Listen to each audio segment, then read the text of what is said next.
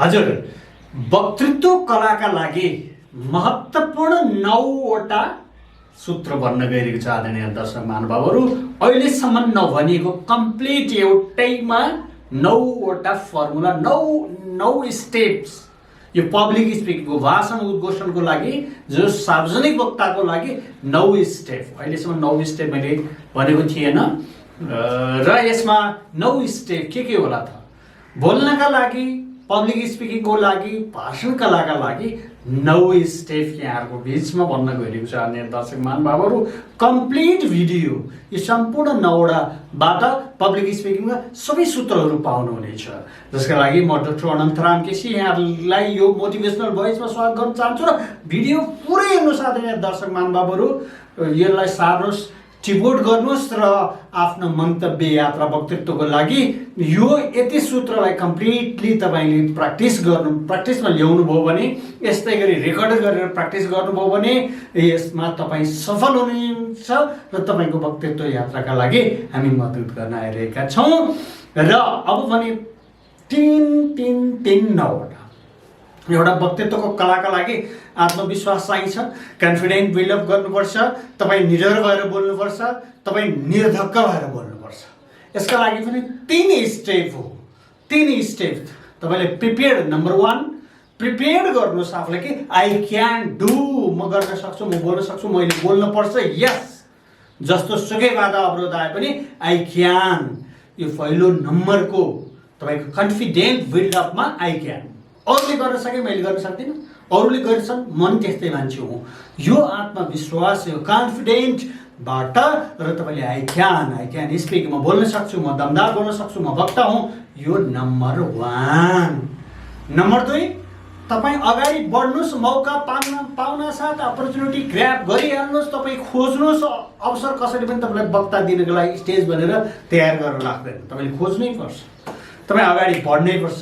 Go ahead. Number 2 तपाईँ आत्मविश्वास जब गर्नुहुन्छ नि, तपाईँ काम गर्नुहुन्छ नि, तपाईँ अग्रसर हुनुहुन्छ नि, त्यहाँ नम्बर 2 तपाईँ अग्रसर भइहाल्नुहोस्, त्यहाँ अगाडि बढिहाल्नुहोस्, तपाईँ त्यो मौका खोजिहाल्नुहोस्। मौका पाउन साथ कहिले पनि पछि नहट्नुहोस् आदरणीय दर्शक महानुभावहरू, तपाईँ अगाडि बढ्नुहोस्। नम्बर 2। नम्बर 3 निरन्तर जे गर्न तपाईँले जे गर्नुपर्ने हो, जे गर्न आवश्यक छ, तपाईँले गर्न थालेपछि, त्यो एक्सनमा उत्रेपछि तपाईँ कन्फिडेन्ट बढ्न थाल्छ।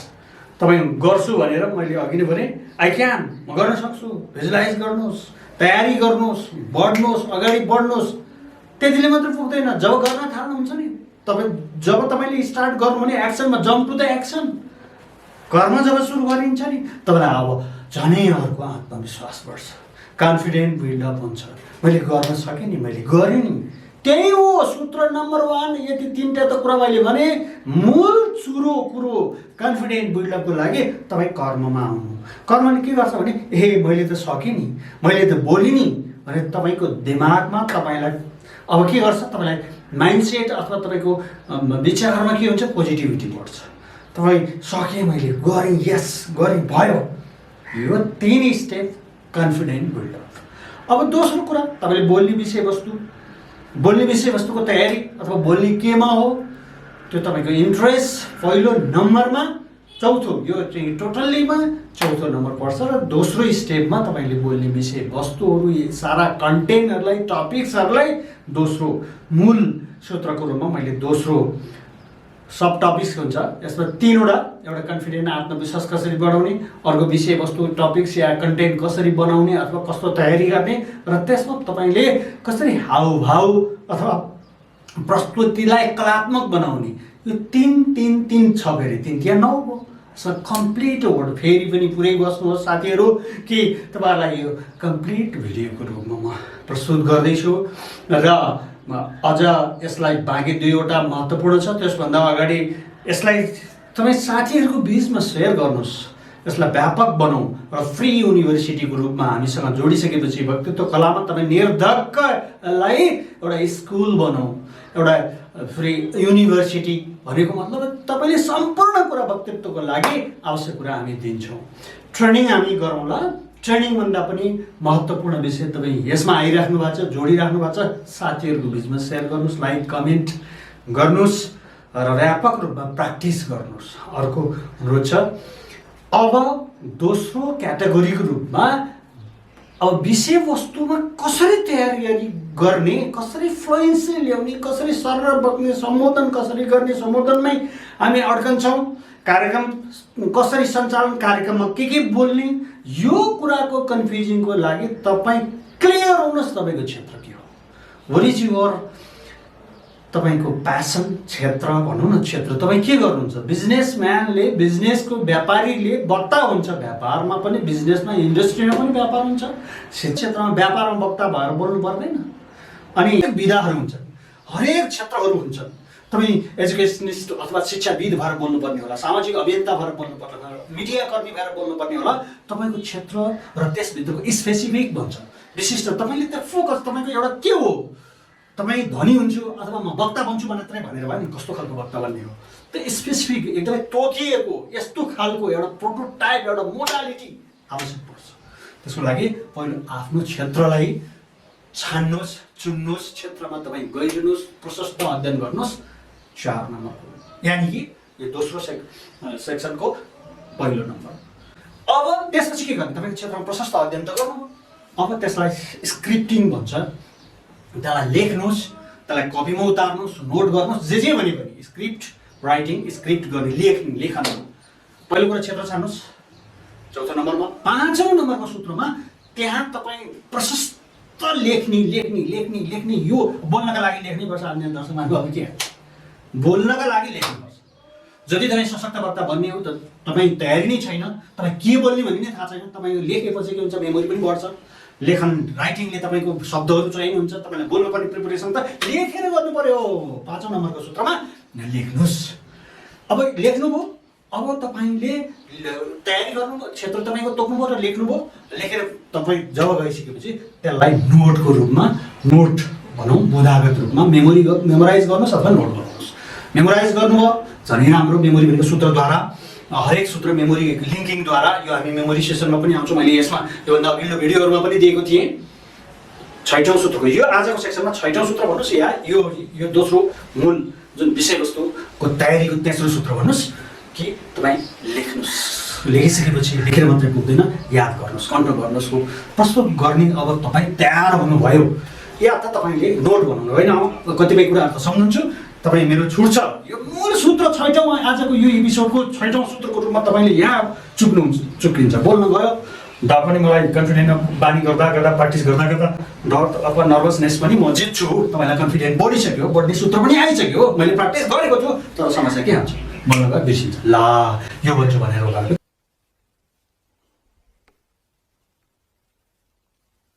क्लास अफ ठीक से सुना रहा है, समस्या यो है। त्यसैले मेमोरीको प्र्याक्टिस गर्नु पर्दैन। मेमोरीको प्र्याक्टिसलाई भेरी सिम्पल, मेमोरी टेक्निक लगाएर याद गरेर, कन्ट गरेर, सारेर, घोकेर के गर्नुपर्छ गर्नुहोस्। हाम्रो मेमोरी सम्बन्धी सेक्सन र यही विषयलाई पनि पब्लिक स्पिकिङ कसरी सम्झने त्यो भिडियो छ। र यो सँगसँगै तपाईँलाई मैले आजको एउटा यसको प्रसङ्गमा सूत्र भन्ने गइरहेको छु कि तपाईँ नोट बनाउनुहोस्, या सूत्रहरू फर्मुला कन्ट्रोल गरेर जानुहोस्, लेखेर प्र्याक्टिस गरेर। अब अर्को सेक्सनको रूपमा मैले अघि भने चाहिँ प्रस्तुति गर्नका लागि अरूलाई खुसी बनाउने, अरूलाई मनाउने, राम्रो वक्ता बन्ने, प्रभावकारी वक्ता बन्ने, दमदार वक्ता बन्ने। बोल्न त आएको छ, बोलेकै छ, सबैले बोलिरहेको छ, सानैदेखि बोलेको हो। दमदार तरिकाले बोल्नु पर्यो, अडियन्सहरूलाई खुसी बनाउनु पर्ने होइन त। त्यत्तिकै बोलेर त भएन, बोलेर कहिलेसम्म सुन्नु पर्यो, सुनेर चाहिँ उनीहरूले मनाउनु पर्यो, मान्नु पर्यो। आफ्ना कुरा सुन्न नै मान्छे चाहँदैन, बोल्ने मान्छे, वक्ता, भाषण मनपर्ने चिजै होइन। मान्छे त मनोरञ्जन, गीत, म्युजिक, रमाइलो, बाहिरका मजा आउँछ। भौतिक खुराकहरू त भौतिक मान्छेले सुन्छन्। अब सबैलाई सुन्ने अथवा धेरै मान्छेलाई इन्भल्भ गर्ने, धेरै मान्छेलाई सहभागिता बनाउनको लागि त राम्रोसँग बोल्नु पर्यो होइन त। तपाईँसँग बोल्ने विषयवस्तु पनि प्रशस्त छ, कन्फिडेन्ट पनि बढिसक्यो, बोल्ने विषयवस्तु पनि तयारी छ, कन्ठ छ, तपाईँ विद्वान हुनुहुन्छ, तपाईँ पण्डित हुनुहुन्छ। किन मेहनत गरेपछि त, कन्ठ गरेपछि त आइहाल्छ। विषयवस्तु जीवनको अनुभव पनि त छ विषयवस्तुमा होइन त। यति गरिसकेपछि अब दमदार प्रस्तुति कसरी गर्ने भन्दा तपाईँको फिजिकल एपियरेन्स, तपाईँको फेसियल एक्सपिरियन्स, तपाईँको भोइस टोनालिटी, 3वटा पार्ट। यसमा पनि फेरि 3वटा पार्ट छ, मुख्य पनि तीन।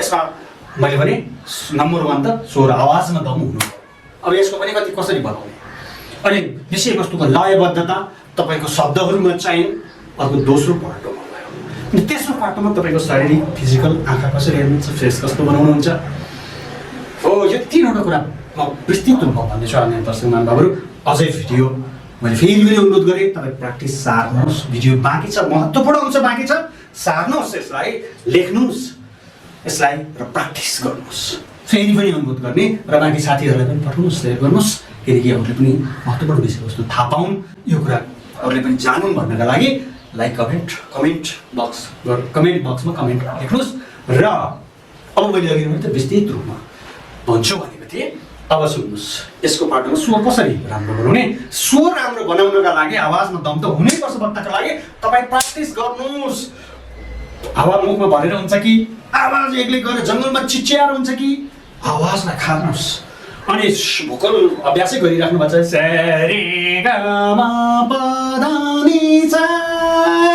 प्र्याक्टिस गर्नुभएको छ कि ओठको व्यायाम गर्नुलाई गर्नुहोस् बच्चामा हामीले गरेकै थियौँ यो त प्र्याक्टिस हो बच्चामा अहिले हामी गर्दैनौँ ठुलो भएपछि त के हुन्छ आजकल यस्तो गर्छ बच्चाले गर्ने बच्चाले त्यही गरेर भने त स्वरमा आवाजमा दम चाहिएन अनि फेरि आवाजमा विषयवस्तु अनुसारको उतार चढाव चाहियो पज गर्नुहोस् बोल्दै गएपछि पज गर्नुहोस् हाईमा पुग्नुहोस् त्यसपछि रोकिनुहोस् यस्ता खालको टोनालिटी भोल्युम मास अनुसारको भोल्युम बनाउनुहोस् अनि रोकिनुहोस् एक नाचले पढेको जस्तो गर्नु हुँदैन वक्ताले वक्तृत्व वक्ता भाषण हुनु पर्यो कि भाषण प्रवचन हुनु पर्यो कि पढेको होइन पढेको चिज पढेको स्वरघात बनाउनु भएन यो 7औं सूत्रको रूपमा आजको यसमा मैले सरस्वती भने 7औं स्वर मिलाउनुपर्छ स्वर आवाजमा दम हुनुपर्छ अब 8औं अथवा यो सूत्रको यो तेस्रोको दोस्रो भन्नुहोस् या 8औं आजको यो फर्मुलामा 8औंमा भने तपाईँ हामीले प्रस्तुति गर्दा आवाज पनि ठिक छ